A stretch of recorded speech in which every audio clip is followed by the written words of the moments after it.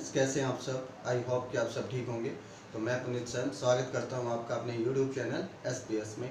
तो आज हम आपके लिए लेकर आए हैं +1 क्लास से कॉम्प्लेक्स नंबर का second part. Means first part में मैंने आपको इंट्रोडक्शन करवाया था, तो सेकंड में आज हम उसकी फर्स्ट एक्सरसाइज को करने जा रहे हैं। तो फर्स्ट एक्सरसाइज के क्वेश्चन करेंगे हम आज के लेक्चर में।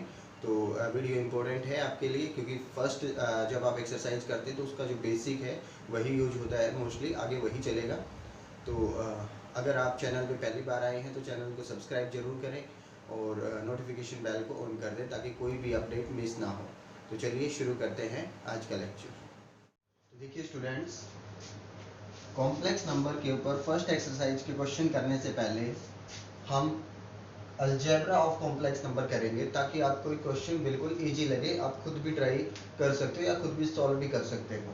तो पहले हमें अलजेब्रा के बारे में जानना पड़ेगा।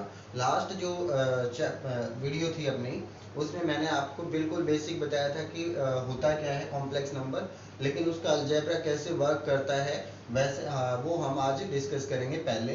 फिर हम एक्सरसाइज के क्वेश्चन बिल्कुल नॉर्मल क्वेश्चन है, इजीली हो जाएंगे, तो कोई ऐसी बात नहीं। पहले हम अलजेब्रा करते हैं इसका। तो अलजेब्रा करने से पहले नोटेशन मैंने आपको बताई थी लास्ट वीडियो में। नोटेशन हम सी से भी कर सकते हैं, जेड से भी कर सकते हैं। अब वो होता क्या है, real number plus imaginary number, ये होता है हमारे पास एक कॉम्प्लेक्स नंबर। तो कॉम्प्लेक्स नंबर में नोटेशन में हमारे पास क्या आता है, एक रियल पार्ट आता है एंड दैट जिसके साथ आयोटा है, आयोटा ही इमेजिनरी बनाता है, तो ये होता है इमेजिनरी पार्ट।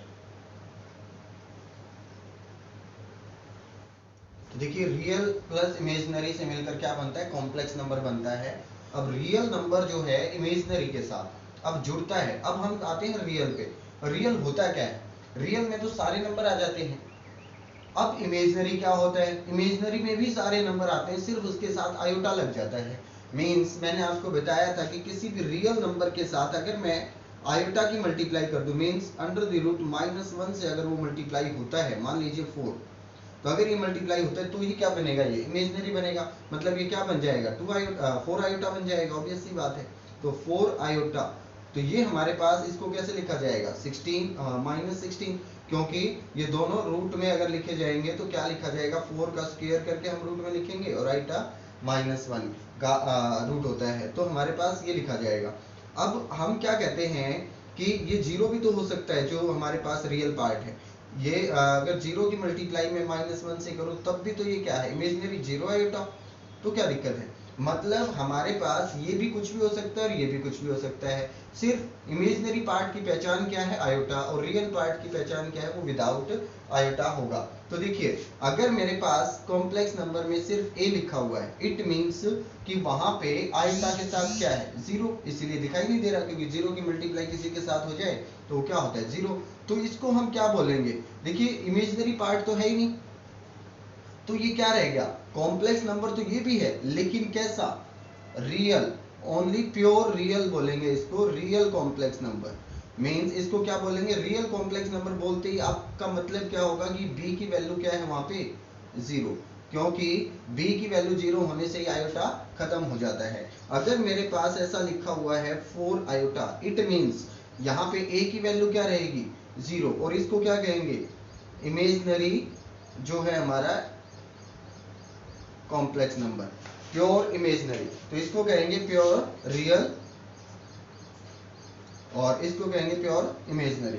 तो इस तरीके से हम इनको आइडेंटिफाई कर सकते हैं कि अगर हमारे पास ओनली रियल पार्ट है तो इमेजिनरी 0 होगा उसमें, अगर इमेजिनरी है तो रियल पार्ट उसमें 0 रहेगा। तो इस तरीके से हम कर सकते हैं। लेकिन अलजेब्रा में अब आते हैं हम, नोटिफिकेशन हमने देख लिया इसका। अब हम देखते हैं कि अलजेब्रा में कॉम्प्लेक्स नंबर का अलजेब्रा क्या कहता है, कि अगर हम दो कॉम्प्लेक्स नंबर है मेरे पास, मान लीजिए ये Z1 है और एक है मेरे पास Z2, that is C plus iota D, ये, तो ध्यान से देखिए दोनों का सम क्या बनेगा, सम बनेगा Z1 प्लस Z2। तो कैसे निकालेंगे, रियल प्लस रियल और इमेजिनरी प्लस इमेजिनरी। तो ये लिखा जाएगा A plus C plus B plus D iota. ये भी तो क्या है हमारा, एक कॉम्प्लेक्स नंबर ही है। It means sum of two complex number is also a complex number. Means complex number का सम करो, सब्ट्रैक्ट करो, प्रोडक्ट करो या फिर डिवाइड करो, तो सभी क्या आने वाले हैं, एक कॉम्प्लेक्स नंबर ही मिलने वाला है हमें। इट मीन्स आप कॉम्प्लेक्स नंबर के अंदर कोई भी प्रॉपर्टी लगाएंगे तो हमें क्या मिलेगा, एक और कॉम्प्लेक्स नंबर जरूर मिलेगा। अब एक बात बताइए, Z1 प्लस Z2 किया मैंने, कॉम्प्लेक्स नंबर मिल गया, क्या Z2 प्लस Z1 करूं तो नहीं मिलेगा, यही मिलेगा हमें, क्योंकि रियल के अंदर रियल ऐड करना है और जो हमारा इमेजनरी है उसके अंदर इमेजनरी ऐड करना है, तो ये दोनों सेम ही रहेंगे। इट मीन्स ये कैसी प्रॉपर्टी होती है, कॉम्यूटेटिव प्रॉपर्टी, ये आपने पढ़ी हुई है कॉम्यूटेटिव प्रॉपर्टी छोटी क्लासेस में, एसोसिएटिव कॉम्यूटेटिव, ये प्रॉपर्टी आपने अच्छे से पढ़ी है। तो ये कॉम्यूटेटिव प्रॉपर्टी होती है Z1 plus Z2 is equal to Z2 plus Z1, तो ये हमारे पास अगर सेम आते हैं तो उसको क्या कहते हैं, कॉम्यूटेटिव। अब एसोसिएटिव, एसोसिएटिव में Z1 प्लस Z2, अगर मैं 3 कॉम्प्लेक्स नंबर लेता हूं और उसमें ऐड करता हूं Z3, तो ये इक्वल किसके होना चाहिए, Z1 plus Z2 plus Z3, बात एक ही होती है ये। इसका मतलब क्या है कि आप कोई भी दो को ऐड करके तीसरा ऐड करें और उधर से अगर आप चेंज करके पहले दो को ऐड करके फिर तीसरा ऐड करें तो सेम ही आंसर आना चाहिए। तो इसका मतलब क्या होता है, एसोसिएटिव।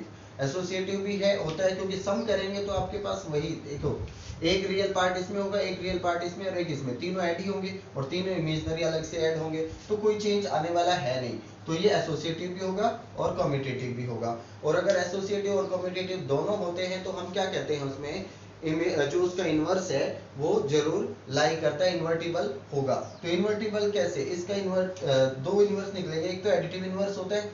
अब एडिटिव इन्वर्स क्या होगा, कोई भी कॉम्प्लेक्स नंबर है Z, तो उसका एडिटिव इन्वर्स क्या होता है, माइनस Z। मीन्स उसका हम क्या बदल देंगे, सिर्फ साइन बदल देंगे, तो हमारे पास क्या आ जाएगा, एडिटिव इन्वर्स। तो एडिटिव इन्वर्स क्या होता है अपने पास, होता क्या एडिटिव इन्वर्स, जो हमें आइडेंटिटी एलिमेंट दे। अब देखिए मैं आपको वन बाय वन सारी चीजें समझाता हूँ।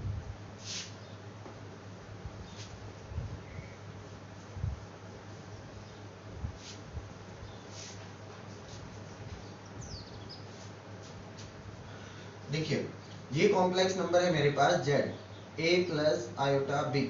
अब मुझे इसका एडिटिव इन्वर्स चाहिए। अब एडिटिव इन्वर्स क्या होता है, ऐसा नंबर किसी का भी एडिटिव इन्वर्स, मान लो मैं 2 का एडिटिव इन्वर्स चाहता हूँ, तो 2 में ऐसी क्या चीज जोड़ी जाए जो आंसर 0 दे दे, तो -2 जोड़ी जाएगी इसके अंदर, तभी आंसर क्या आएगा, 0।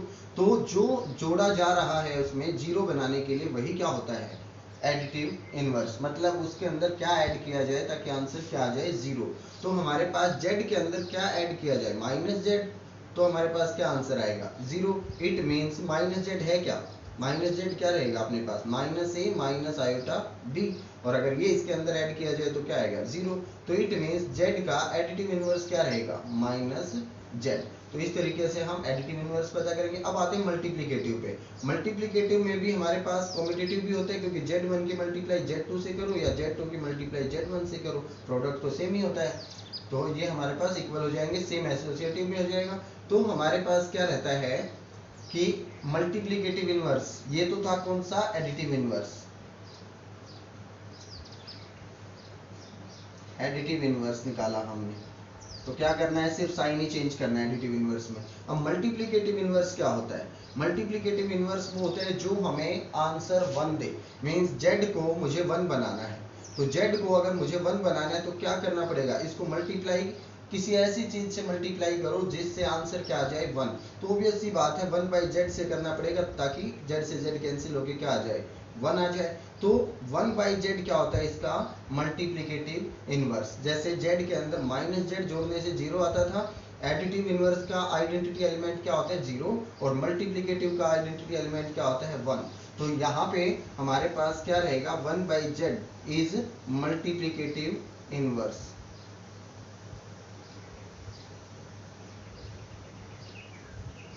इनवर्स, तो देखिए मल्टीप्लिकेटिव इनवर्स कैसे निकालेंगे। अब मान लीजिए इसी का निकालना पड़े मुझे, तो Z का मुझे क्या निकालना है, मल्टीप्लिकेटिव इनवर्स निकालना है। अब Z ये है तो 1/Z क्या रहेगा, तो 1 में लिख देंगे इसको, A प्लस आयोटा B।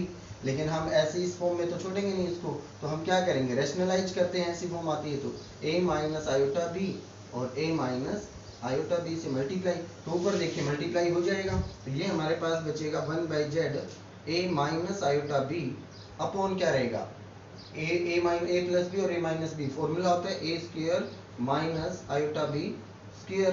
तो देखिए क्या बनेगा 1/z is equal to A minus iota B upon A square.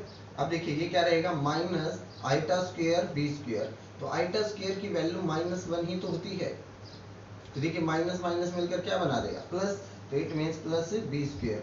तो ध्यान से देखिए आप क्या लिख पाएंगे इसको 1/z is equal to 1/a square, sorry a upon A square plus B square minus b upon A square plus B square और साथ में क्या रहेगा आयोटा।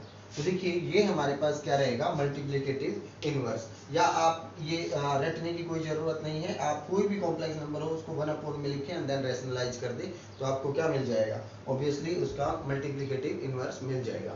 तो मल्टीप्लिकेटिव इनवर्स भी निकालना आपको आता है, एडिटिव इनवर्स भी आपको निकालना आता है, प्रोडक्ट सम और हमने सब कुछ करना सीख लिया है। तो अब हम क्वेश्चन इजीली कर पाएंगे और अगले एक्सरसाइज के लिए जो कुछ भी होगा वो हम अगले एक्सरसाइज में बात करेंगे। आज के लिए मैंने जो बताना था उसके लिए एक्सरसाइज इजीली हो जाएगी। तो चलिए कुछ क्वेश्चन ट्राई करते हैं इसी बेसिस पे। देखिए स्टूडेंट क्वेश्चन है हमारे पास, express the following in the form of a plus iota b। तो इन सबको हमें किस फॉर्म में बदलना है, a प्लस आयोटा b की फॉर्म में बदलना है। तो a प्लस आयोटा b की फॉर्म में कैसे बदला जाएगा, देखिए a प्लस आयोटा b क्या होता है, कॉम्प्लेक्स नंबर होता है। तो इट मीन्स हमें कॉम्प्लेक्स नंबर के फॉर्म में बदलना है। अब कॉम्प्लेक्स नंबर की फॉर्म ही होती है, मैंने आपको पहले बताया है कि जब भी हम दो कॉम्प्लेक्स नंबर का सम करें, सब डिफरेंस करें, मल्टीप्लाई या फिर डिवीजन, सभी क्या होते हैं कॉम्प्लेक्स नंबर ही रिजल्ट देते हैं हमें। तो देखिए यहाँ पे प्रोडक्ट हो रहा है, सम हो रहा है, यहाँ पे भी अपने पास कोई भी ऑपरेट करें हम कैसे भी, तो हमारे पास क्या रहना चाहिए, वो कॉम्प्लेक्स नंबर ही रहना चाहिए। तो हमें कॉम्प्लेक्स नंबर के फॉर्म में ही बदलना है। तो देखिए फर्स्ट पार्ट अगर हम करते हैं तो क्या रहता है 5 आयोटा इंटू -3/5 आयोटा। तो देखिए इन दोनों की जो हमारा रियल पार्ट होता है उसका रियल के साथ ही मल्टीप्लाई करते हैं, 5 इंटू -3/5 इंटू आयोटा स्क्वायर। तो देखिए 5 से 5 कैंसिल, तो ये रहेगा -3 इंटू आयोटा स्क्वायर। अब आयोटा स्क्वायर की वैल्यू को हम जानते हैं अच्छे से, -3 इंटू -1, तो ये मल्टीप्लाई होके क्या बनाएगा 3। अब आप कहेंगे कि ये फॉर्म नहीं है, बिल्कुल फॉर्म है, 3 + 0 आयोटा। तो उसी फॉर्म में हमने इसको एक्सप्रेस किया। अब देखिए सेकंड पार्ट करते हैं, बिल्कुल आप इसी फॉर्म में आप नॉर्मल तरीके से लिखेंगे तो आपके पास ये फॉर्म बन जाएगी। जैसे iota raise to the power 9 plus iota raise to the power 19। तो मैंने आपको क्या बताया था, कितने भी बड़ी पावर हो आपको क्या करना है, 4 से डिवाइड करना है, जो रिमाइंडर बचे वही लेना है हमें पावर के तौर पे। देखिए जब मैं पावर को 4 से डिवाइड करता हूँ तो अपने पास क्या रहता है, 9 को मैंने 4 से डिवाइड किया, 1 रिमाइंडर बचेगा, it means iota raise to the power 1।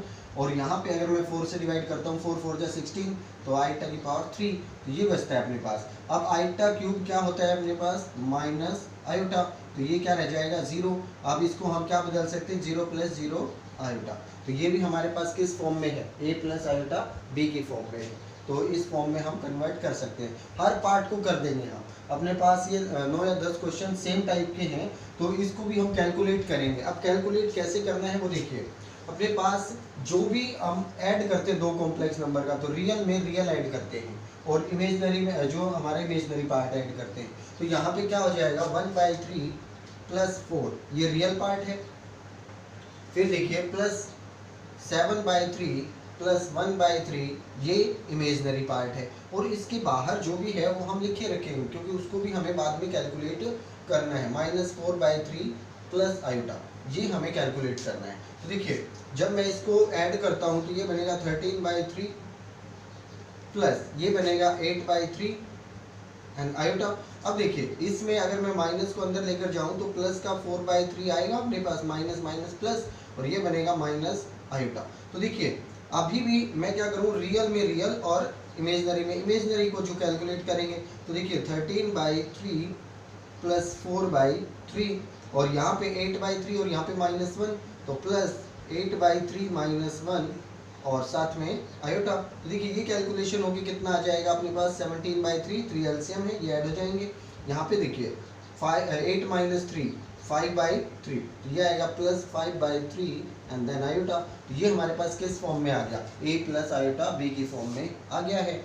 Same काम अगर हम इसके साथ करें, यहाँ पे देखिए पावर 4 दे रखी है, बिल्कुल से नॉर्मल से क्वेश्चन है। ऐसे ही आपको काफ़ी सारे प्रैक्टिस करोगे तो आपको ये समझ में आ जाएगा और नॉर्मल बिल्कुल हो जाएगा कि हम कोई भी नंबर दे रखा हो कॉम्प्लेक्स, उसको हम सिंप्लीफाई करके बिल्कुल इस फॉर्म में लेकर आ सकते हैं। तो देखिए यहाँ पे पावर 4 है, कोई दिक्कत नहीं है। आप 1 माइनस आयोटा स्क्वायर करके उसका फिर से स्क्वायर कर दे तो पावर 4 ही तो होती है। अगर हम स्क्वायर का स्क्वायर करें, पावर का पावर मल्टीप्लिकेशन में आ जाता है। तो इसका स्क्वायर का फॉर्मूला तो हमें आता है, खोल देंगे हम फॉर्मूला। तो देखिए क्या रहेगा, a square plus b square iota square हो जाएगा एंड -2ab, तो ये रहेगा। और सॉरी आयोटा है और इसमें हमारे पास क्या रहेगा, ऊपर स्क्वायर, क्योंकि एक पावर मैंने ओपन कर दी, एक पावर है ऊपर। तो देखिए ये आयोटा स्क्वायर क्या है, -1, तो 1 और -1 कैंसिल, तो अपने पास क्या बचा, -2 iota and then whole square. ये रहेगा -2 का स्क्वायर क्या होता है 4 और साथ में आयोटा स्क्वायर। आयोटा स्क्वायर की वैल्यू हम अच्छे से जानते हैं, तो ये क्या हो जाएगा -4 और -4 प्लस क्या कर सकते हैं 0 आयोटा ऐड कर सकते हैं, क्योंकि फॉर्म में कन्वर्ट करना है। तो इस तरीके से आप कितने भी क्वेश्चन दे रखे हों वो हम निकाल सकते हैं। तो चलिए इससे आगे हम करते हैं मल्टीप्लिकेटिव। नेक्स्ट क्वेश्चन है, find the multiplicative inverse of the following. Means इनका हमें क्या निकालना है, मल्टीप्लिकेटिव इनवर्स। मैंने आपको बताया था कि अगर z हमारे पास जो कॉम्प्लेक्स नंबर है a प्लस आयोटा b, तो हम उसको कन्वर्ट कर सकते हैं मल्टीप्लिकेटिव इनवर्स में, और उसको नोट करते हैं हम ऐसे 1/z भी कर सकते हैं, या फिर यहाँ पे पावर 1 है तो ये ऊपर जाके क्या बदलेगी z⁻⁴ -1। तो इस तरीके से हम इनवर्स को लिख सकते हैं। तो निकालेंगे कैसे, हमने आपको बताया था a square plus b square minus b/a² plus b square and iota. तो इस तरीके से हम कन्वर्ट कर सकते हैं, या फिर सीधा सा जो भी कॉम्प्लेक्स नंबर दे रखा है उसको हम रेशनलाइज करके भी कर सकते हैं। तो देखिए अभी हमारे पास a की वैल्यू क्या है, जो गिवन हमारे पास कॉम्प्लेक्स नंबर है वो क्या है, √5 + 3 आयोटा। तो इट मीन्स a की वैल्यू यहाँ से कंपेयर करवाएं तो हमारे पास a कितना आता है 5 और b कितना आता है 3।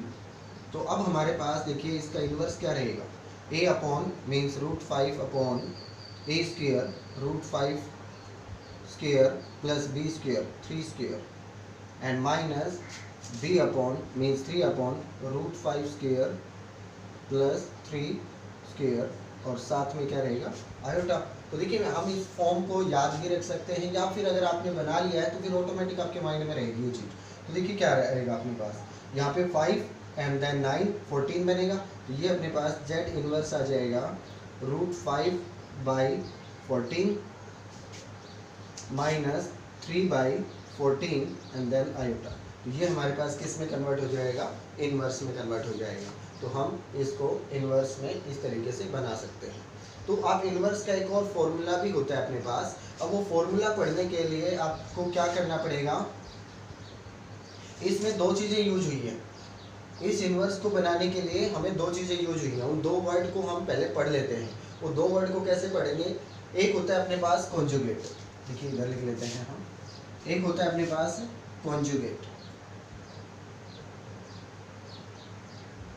और एक होता है अपने पास मॉड्यूलस।